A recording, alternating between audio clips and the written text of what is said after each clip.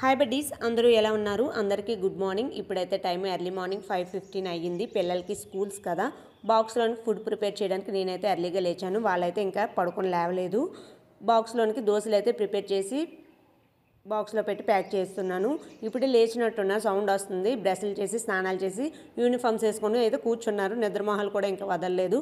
పాలు తాగమని పెట్టేశాను నేనైతే. వాళ్ళు పాలు తాగేలోగా నేను రిమైనింగ్ బాక్స్లోన చట్నీ అలానే ఫ్రూట్స్ కట్ చేసి కూడా పెట్టేశాను. క్యారియర్స్ ఇద్దరివిని ప్యాక్ చేసేసాను. వాటర్ బాటిల్లో వాటర్ ఫిల్ చేసేసి కూడా పెట్టేశాను.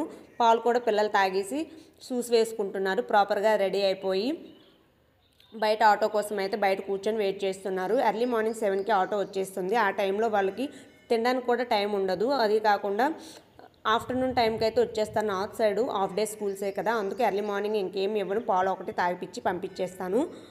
ఆటో అయితే ఇప్పుడు వచ్చేసింది. ఆటో రావడంతో ఫాస్ట్గా బ్యాగులు వేసుకొని పరిగెత్తుకొని వెళ్ళి ఆటో దగ్గరికి వెళ్ళిపోయారు. పిల్లలు వెళ్ళిపోయిన తర్వాత ఇంట్లో పని పెద్దగా ఏమి ఉండదు. వెళ్ళేంతవరకు కొద్దిగా హడావిడిగా ఉంటుంది. పిల్లలు ఉన్న ప్రతి ఇంట్లో ఇలానే అనిపిస్తుంది కదా. కామెంట్ చేయండి. మా